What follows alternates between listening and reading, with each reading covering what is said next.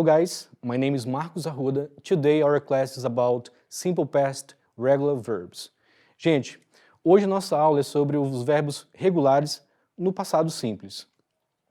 Nesse próximo slide que eu estou mostrando para vocês agora, o simple past é usado para, a gente vai fazer agora a definição desse tempo verbal. É utilizado para expressar hábitos ou ações que aconteceram no passado e não irão mais acontecer. Como vocês podem perceber na tabela abaixo, nós temos 3 regrinhas básicas para a conjugação desses verbos. A primeira conjugação vai ser com ED, a terminação ED. Segunda regrinha, com a terminação D. E a terceira regrinha, com a combinação IED ao final desses verbos no passado. Gente, por que nós temos essas 3 conjugações desses verbos no passado?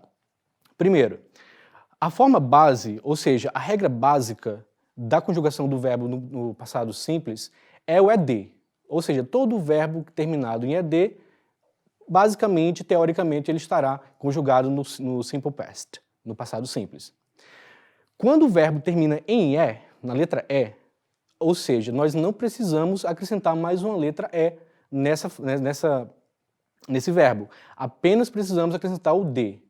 Repetindo, toda vez que o verbo termina em letra E, basta acrescentar a letra D e ele estará conjugado para o passado.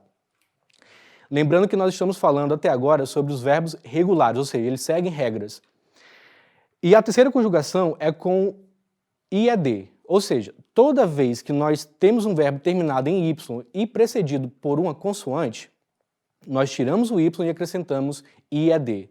Exemplos, walk. Walk termina em LK e nós temos ali a terminação com o ED, walked, no passado. O play, o verbo brincar, jogar, enfim, no passado ele fica played, com ED também. O like, ele termina em letra E. Então, segundo a regra, apenas acrescentamos a letra D, liked. O move também termina em letra E, o verbo mudar. Logo, terminamos o verbo em apenas D, moved. Carry termina em Y e antes dele tem a letra R, que é uma consoante. Quando temos a combinação consoante Y, tiramos o Y e acrescentamos IED, carried. O study também termina em Y e é precedido pela letra D, consoante. Então, para fazer o passado desse verbo, tiramos o Y e acrescentamos IED, studied. O plan, ele tem uma regra diferente, é uma exceção. Qual é a exceção? Quando temos a combinação consoante, vogal, consoante, ou seja, o L é uma consoante, o A é uma vogal e o N é uma consoante.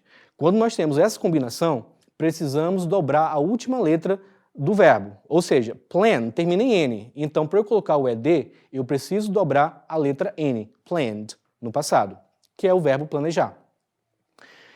Stop também tem a mesma combinação, T consoante, o O uma vogal e o P consoante. Consoante, vogal, consoante, dobra a última letra. Então, stopped no passado com ED, só que dobrando a última letra P. Gente, em alguns casos, essa combinação ela não vai querer que a gente dobre as letras, no caso do plan e do stop, né, o N e o P. Por quê?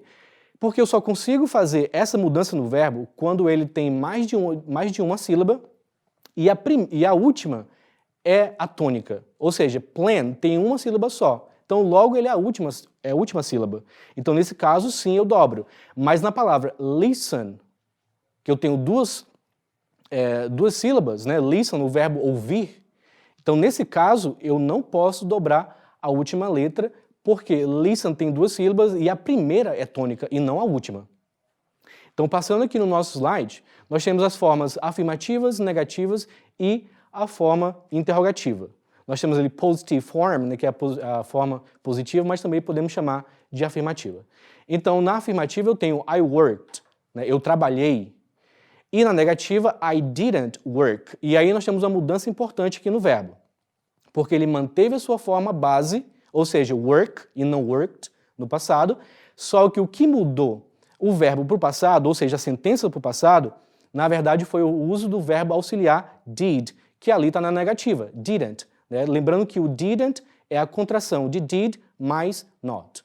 E na questão e na pergunta eu vou ter a inversão na ordem das palavras. Se eu tenho na afirmativa eu tenho o sujeito mais o verbo, na interrogativa eu vou ter primeiro o sujeito e depois o verbo. Mas no caso ali, gente, eu tenho que utilizar primeiramente o verbo auxiliar, did, que está colocando a frase para o passado. Professor, mas o que quer dizer did? Gente, did não tem tradução nessa situação. Por quê? Porque ele é um verbo auxiliar. E o verbo auxiliar está apenas ali para mostrar que a sentença é uma interrogativa, ou no caso, uma negativa.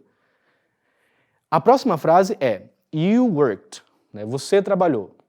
Então, utilizando aí os pronomes pessoais. You didn't work na negativa e did you work na questão, né, na pergunta, na interrogativa. Então, segue as mesmas regras para todas as pessoas do discurso.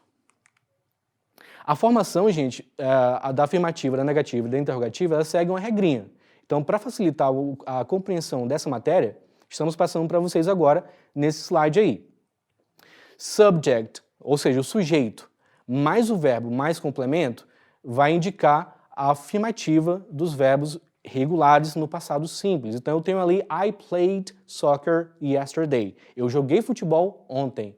Ou seja, estou afirmando com o uso do verbo play, que é um verbo regular, ou seja, ele tá seguindo a regra no passado simples, com ED, né? I played soccer yesterday, verbo, sujeito, mais complemento, a forma afirmativa. Na negativa, eu vou ter subject, o sujeito, o didn't, que é o did mais o not, mais o verbo na sua forma base.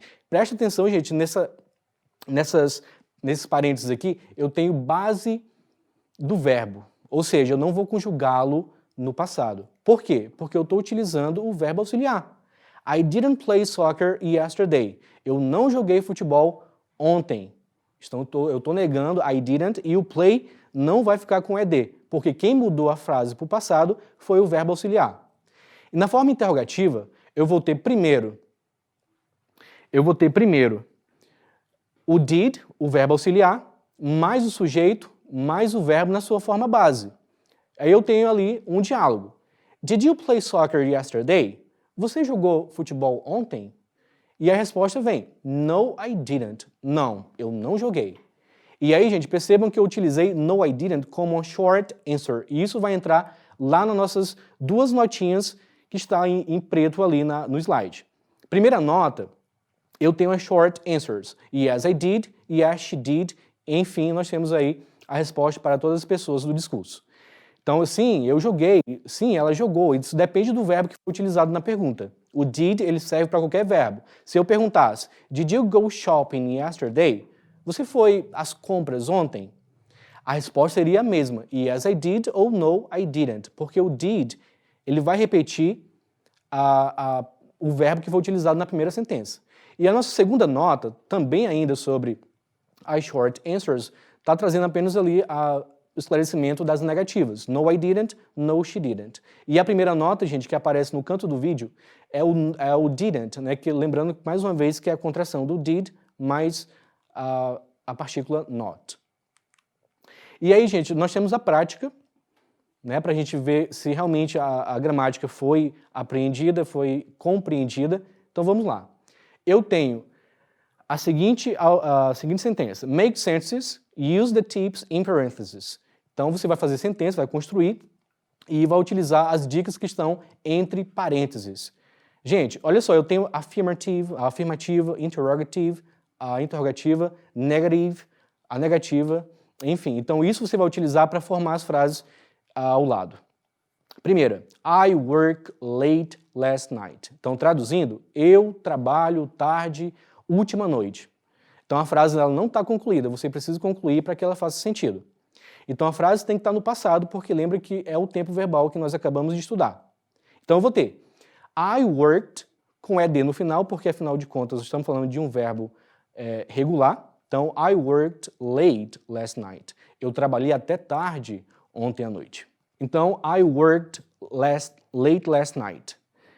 Na próxima, study she for the test. E eu tenho que fazer uma interrogativa, eu tenho que fazer uma pergunta com essas palavras. Então, study, estudar, she, ela, for the test, para o teste, para a prova. Então, a frase ficaria Did she study for the test? Porque lembra que eu tenho que utilizar primeiro o verbo auxiliar, o did, no passado. She studied for the test é as partículas que eu tinha na sentença para formar. Então, did she study for the test? Ela estudou para o teste. E a próxima, in the dance floor, they dance. E eu tenho que fazer uma negativa. Então, a frase seria, they didn't dance in the dance floor. Eles não dançaram no salão. Letra D, ali, what place he visit? E aí nós temos uma situação especial, porque toda vez que eu tenho palavras como what, where, when, who, que nós chamamos de W8 questions, porque todas as palavras terminam com WH. E essas palavras, por si só, fazem uma pergunta. Né? Quando eu falo what, eu estou perguntando o quê. Então, what place did he visit? Quais lugares ele visitou? E olha só que eu estou utilizando o verbo auxiliar, o did, e o visit está na sua forma base e não visited no passado. Apesar de estar na sua forma base, a sentença está no passado porque eu tenho o did. E na última, like Ana e Pedro, the trip. E eu tenho que fazer uma afirmativa. Então ficaria, Anna and Pedro liked the trip. Então Ana e o Pedro gostaram da viagem, gostaram de viajar. Beleza? Gente, passando aqui para o nosso próximo ponto, nós temos algumas sugestões para que vocês continuem esse tema e pratiquem ainda mais procurando esses links que eu estou deixando para vocês aqui disponível. Beleza? See you. Bye bye. Vejo vocês por aí.